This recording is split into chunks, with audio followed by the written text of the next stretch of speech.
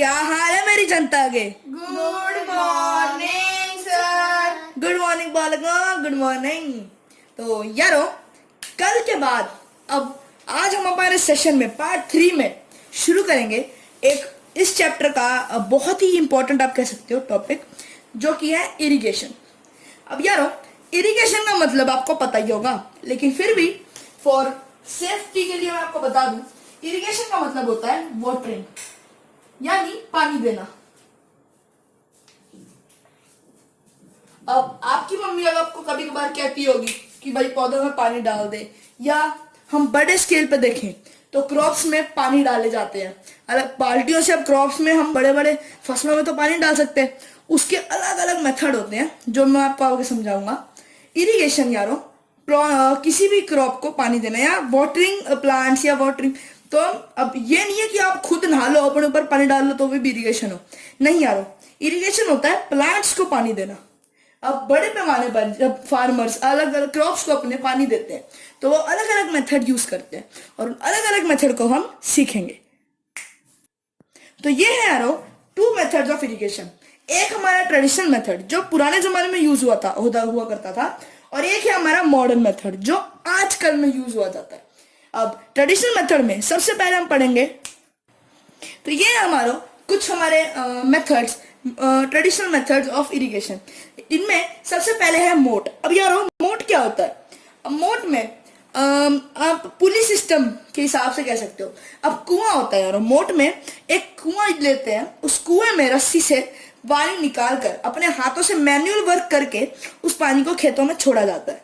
ये पहले होता था, अब आजकल ये मेथड्स नहीं होते हैं। उसके बाद हमने लिखा है चेन पंप। अब चेन पंप में क्या होता है यारो? चेन पंप में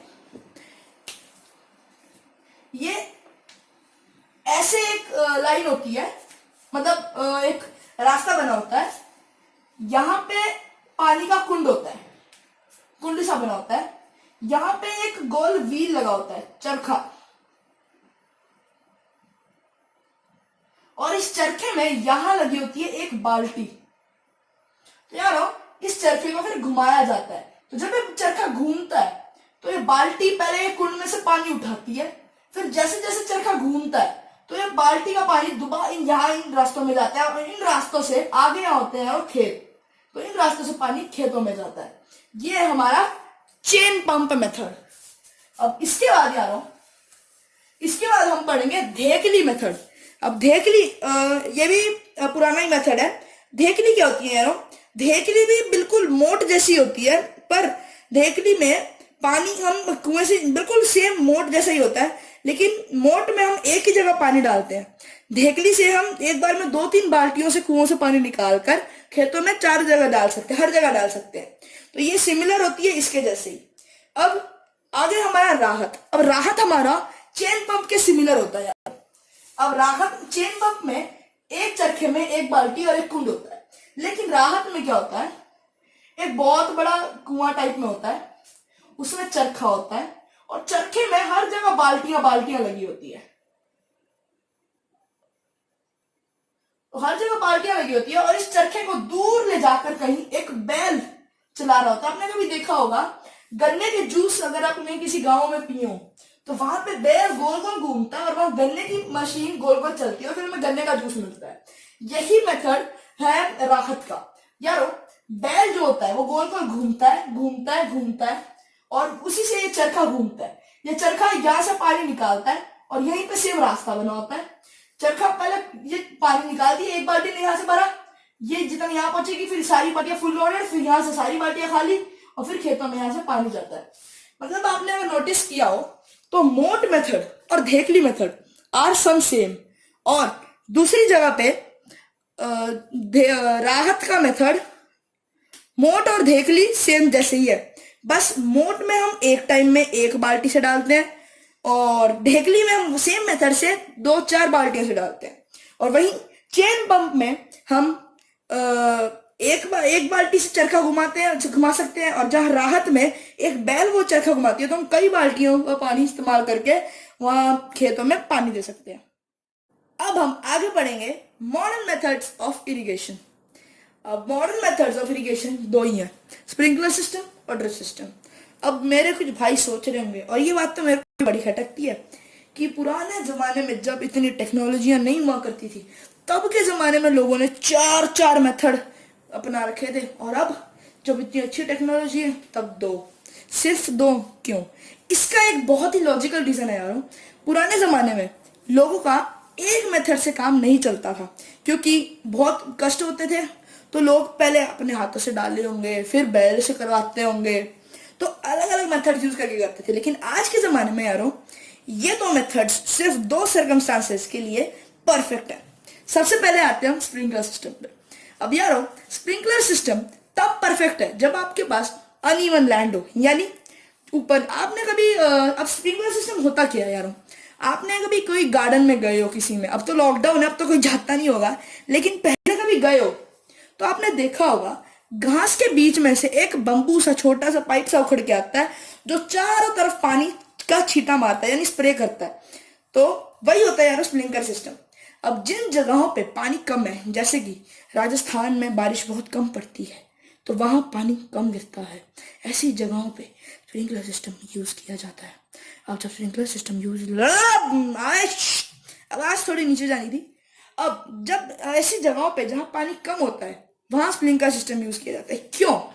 अब स्प्रिंकलर सिस्टम में पानी कम लगता है। अब आपने जैसे देखा हो, अगर आप किसी भी बंदे पे इतना सा पानी, थोड़ा सा पानी उसके मुंह पे ऐसे फेंकोगे, तो उसे सिर्फ थोड़ा सा उससे पानी लगेगा। लेकिन वही अगर आप उसी पानी को उसके ऊपर छींट मारोगे, तो चारों तरफ उसके पानी जाएगा और उसको ज्यादा आनंद मिलेगा, खासकर गर्मियों में। ऐसे ही यारो क्रॉप्स के साथ होता है। अगर आपने कभी पौधों में पानी डाला, अब सपोज आपके पास सिर्फ इतना सा पानी है और आपको इतने पौधे में पानी डालना है, तो ये पूरा तो आएगा नहीं। अगर आप पट्टे एक साथ डाल दोगे तो एक जगह में पानी चल जाएगा, बाकी जगह कर गया। ऐसे टाइम में अगर आप इस पानी को स्प्रिंकल करके या स्प्रे करके डालोगे, तो वो पूरे पौधे को कवर कर लेगा। तो यही है कम पानी होने के स्प्रिंकल सिस्टम यूज होने के फायदे। अब लेकिन इसका वेस्टेज ऑफ वाटर का जो तरीका है वो थोड़ा उल्टा है। स्प्रिंकलर सिस्टम में पानी कम तो यूज होता है, लेकिन जितना भी होता है वो वेस्ट भी बहुत। अब अगर आप स्प्रिंकलर सिस्टम को ऐसी जगह पे लगाओ जहां पानी की कोई कमी नहीं है, जैसे कि पंजाब, हरियाणा, ऐसी जगहों पे अगर आप स्प्रिंकलर सिस्टम को लगाओगे जहां पानी की बिल्कुल कमी नहीं है, तो वहां पानी सिर्फ और सिर्फ वेस्ट ही होगा। वहां पर ऐसी जगहों पर यूज किया जाता है यारो ड्रिप सिस्टम। अब ड्रिप सिस्टम में क्या होता है? ड्रिप सिस्टम में जैसे अब ये आपकी खेती है, आपने अपनी खेती में ड्रिप सिस्टम लगाया हो। ड्रिप सिस्टम बेसिकली एक मोटर से पानी खींचा जाता है, और उस मोटर में जब टंकी में पानी भर जाता है, या फिर वो टंकी या मोटर हम कह सकते हैं, पाइप्स के जरिए पानी को आगे सप्लाई करती है। अब ये पाइप्स आपको दिखेंगे नहीं। क्यों नहीं दिखेंगे? क्योंकि ये पाइप्स लैंड से नीचे होते हैं। आप अंडरग्राउंड कह सकते हो, लेकिन अंडरग्राउंड पूरा अंडरग्राउंड होना जरूरी है। जबकि आपने कभी खेत में देखा हो कि ऐसे उनके वो बने होते हैं, ऐसे, यहाँ बीच में थोड़ा गड्ढा सा होता है, फिर यहाँ खेती होती है, फिर यहाँ गड्ढा होता है, फिर यहाँ खेती होती है। अब ये मेथड इसी जगह पे यूज होता है, हमारा ड्रिप सिस्टम। अब ड्रिप सिस्टम में मोटर के जरिए जो पाइप से भेजे जाते हैं, वो यहाँ पर पूरे ये पाइप्स अटैच हो जाते हैं, और इन पाइप्स में होते हैं छेद। अब वो छेदों से इनकी क्रॉप्स की सीधा डायरेक्ट रूट्स में पानी मिलता है। ठीक है, तो ड्रिप सिस्टम पानी बचाता भी है, और इसके कई फायदे हैं। इससे प्लांट्स को सीधा रूट में पानी मिलता है, क्योंकि यहाँ पाइप होते हैं, पाइप में छेद होते हैं, तो सीधा प्लांट्स को रूट्स में पानी प्रोवाइड होता है। जबकि स्प्रिंकलर सिस्टम में पानी सिर्फ ऊपर से स्प्रे होता है। एग्रीकल्चरल प्रैक्टिसेस में आगे हम बढ़ेंगे प्रोटेक्शन फ्रॉम वीड्स। अब आपको फर्स्ट लेक्चर में पढ़ाया गया याद हो तो वीड्स कौन थे यारों? वीड्स उस सीड के, बेचारे छोटे सीड के बच्चे के सामाजिक बुराइयां थी उसमें जो उसकी ग्रोथ में बाधा डालती हैं। अब वीड्स क्या होती है? वीड्स की सिंपल सी डेफिनेशन है यारों, weeds are the unwanted plants that grow along with crop, और उसकी फिर वो उसके न्यूट्रिएंट्स वगैरह शेयर करने लग जाते हैं। अगर आप बताओ, देखा होगा आपने कभी, आप किसी क्रॉप में अगर फसल देखने गए हो तो उसके साथ में एक जंगली घास या जंगली पौधे जो होते हैं उग जाते हैं। वो लोग वो पौधे क्या करते हैं, वो जंगली पौधे क्या, उनको हम वीड्स कहते हैं। वो लोग क्या करते हैं, वो जो हम क्रॉप्स को पानी, फर्टिलाइजर, मैन्योर, न्यूट्रिएंट सब प्रोवाइड करते हैं, खाना पानी, उससे उसका खाना पानी छीन कर खुद खा जाते हैं और क्रॉप्स की ग्रोथ में तकलीफ देते हैं। सिंपल सी डेफिनेशन यही है कि weeds are the unwanted plants which grow along with the main crop plant and we can say and give trouble to their growth, या उनकी give impact on their growth। तो वीड्स को हटाना बहुत जरूरी होता है। अब हमारे फार्मर्स क्या करते हैं, इन वीड्स को हटाने के लिए, अब इन वीड्स को हटाने के तरीके भी है। ऑफ कोर्स हर प्रॉब्लम का एक सोल्यूशन होता है, तो इस वीड्स को हटाने के लिए एक हमारे पास सोल्यूशन है, वीडिसाइड। तो आपने जैसे सुना होगा, पेस्ट यानी कीड़े मकोड़ों को क्रॉप से उठाने के लिए, गायब करने के लिए, उन्हें खत्म करने के लिए हम पेस्टिसाइड्स यूज करते हैं, केमिकल्स और पेस्टिसाइड। यानी जो केमिकल्स हम पेस्ट्स को भगाने के लिए यूज करते हैं उन्हें कहते हैं हम पेस्टिसाइड। और वही सेम जो हम वीड्स भी एक तरह के प्लांट्स के लिए बहुत बुरी चीज होती है पेस्ट की तरह। तो इन वीड्स को भगाने के लिए जो हम केमिकल्स या जो दवाइयां यूज करते हैं उन्हें कहते हैं हम वीडिसाइड्स। अब इसी में आगे हम पढ़ेंगे हार्वेस्टिंग। अब यार हार्वेस्टिंग क्या होती है। अब कोई भी बच्चा जब बड़ा होकर पढ़ लिख कर बड़ा हो जाता है तो उसे एक दिन सेवा करने, देश की सेवा करने यानी जॉब, नौकरी करने जाना ही होता है। ऐसे ही जब हमारा बीज बड़ा होकर मैच्योर हो जाता है, खाने लायक हो जाता है, तब उसे कट कर हमारे पेट में आना ही होता है। तो यारो हार्वेस्टिंग एक प्रोसेस है जिसमें हम मैच्योर क्रॉप को काटते हैं। यानी जो सीड्स हमने कितने महीनों से मेहनत कर कर उसे उगाया और धीरे धीरे जब वो बड़ा हुआ और जब वो पूरा मैच्योर हुआ, जिस एम से हमने उसे उगाया था, जब वो एम पूरा हो जाता है तो उसे हम काट लेते हैं और ये क्रॉप हमारे अलग अलग जगहों पर आगे जाते हैं। अब इन्हीं क्रॉप्स को काटने की प्रोसेस को कहते हैं हम हार्वेस्टिंग। तो यारो हार्वेस्टिंग के दो मेन मेथड्स जो यहाँ पे यूज किए गए हैं, हमारे बुक में भी दिए हुए हैं, और जो मेनली यूज किए जाते हैं वो है थ्रेशिंग और विनोइंग। अब आपका भाई आपको सारा कुछ डिटेल में समझा देगा। अब थ्रेशिंग में क्या होता है यारो, थ्रेशिंग में अगर आप मैन्युअली थ्रेशिंग कर रहे हो यानी खुद फिजिकल या इंसानी मैन पावर से कर रहे हो, तो आपने कभी देखा होगा एक चाफ होता है यानी एक बंडल होता है, उसको लेडीज या कोई आदमी पटक पटक कर, पत्थर पे पटक पटक कर, मार मार कर उसके अंदर से सारी डस्ट वगैरह अलग कर देते हैं और उस क्रॉप को, वो गेहूं अब जैसे हम देखते हैं अब बंडल में, अब जैसे यारो हम जब गेहूं का प्लांट उगाते हैं, अब गेहूं का प्लांट जब हम उगाते हैं तब वो सीधे उसके गेहूं के दाने तो नहीं निकल जाते, गेहूं के दाने तो नहीं निकलते, वो दाने छुपे होते हैं इस चाफ के अंदर। वो दाने बड़े सियाने छुपे होते हैं इस चाफ के अंदर। अब इस चाफ को जब मैन मेड पावर से मारा जाता है, जोर जोर से इस चाफ को यानी बंडल को, इस चाफ को या इस बंडल को हम कह सकते हैं गेहूं के पौधे के, जोर जोर से मारा जाता है किसी पत्थर या किसी चट्टान के ऊपर, और उस चट्टान के साइड में होते हैं खड्डे या उसका ग्राउंड थोड़ा बिलो कर दिया जाता है। तब ये अपना सारा अपने बच्चों का, अपनी बीवी का गुस्सा पटक पटक कर इस बंडल पे निकालता है। इसका गुस्सा भी ठंडा हो जाता है और हमारी गेहूं भी निकल जाता है।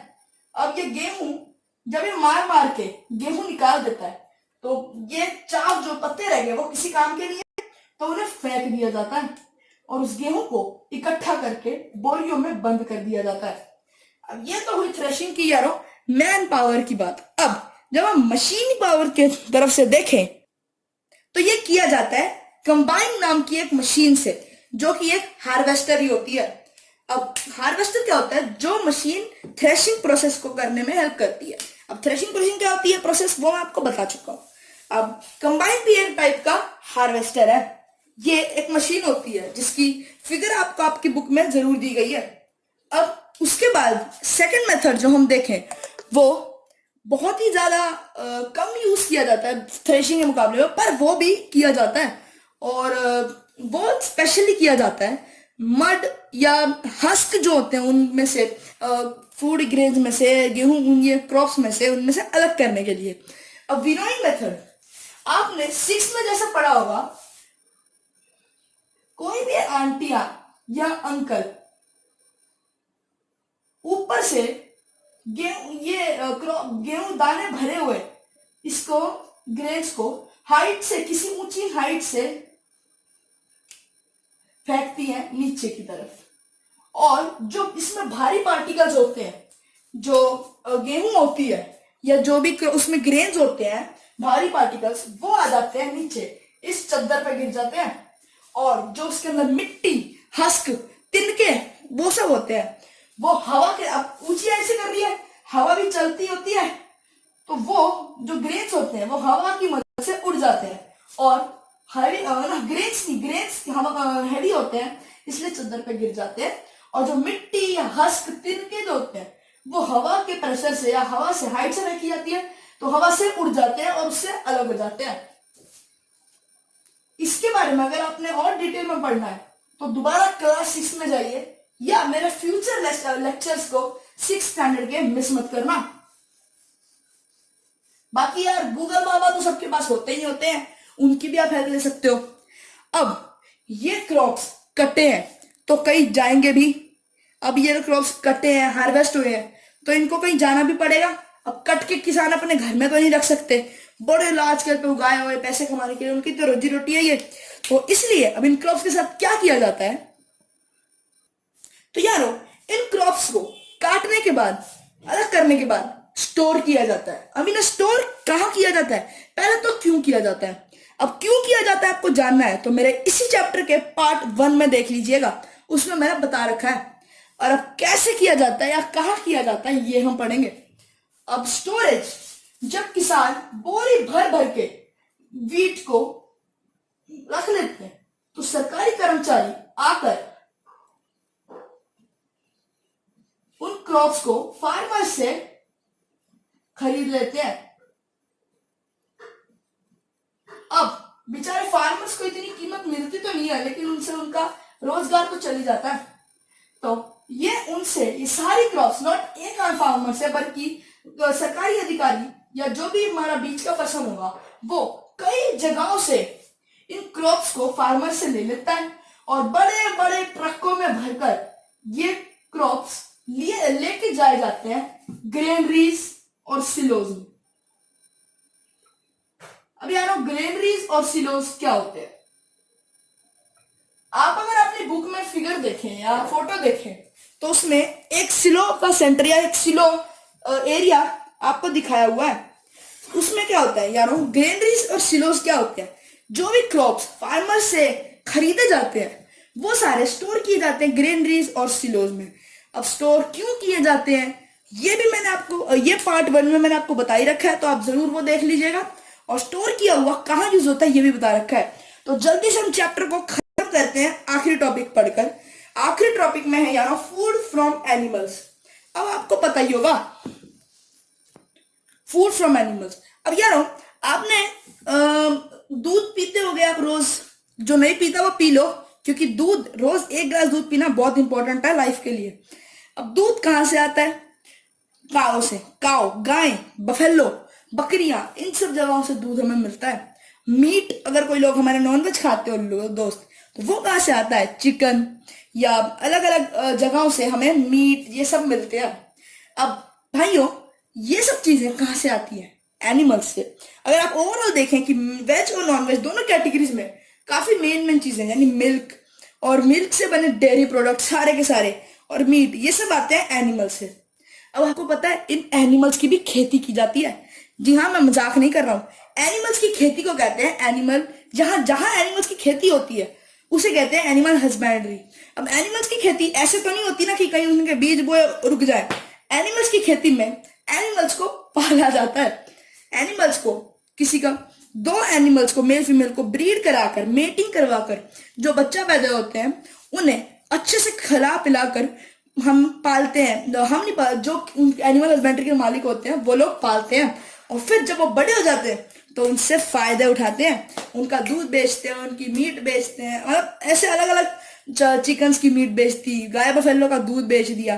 तो ऐसे अलग अलग फंक्शंस और ऐसे ही मोटा धन कमाते हैं। और इसी के साथ यारो हमने किया चैप्टर का समापन। सर हम जाएं? हाँ हाँ, तुम्हें तो बस जाने की पड़ी होती है।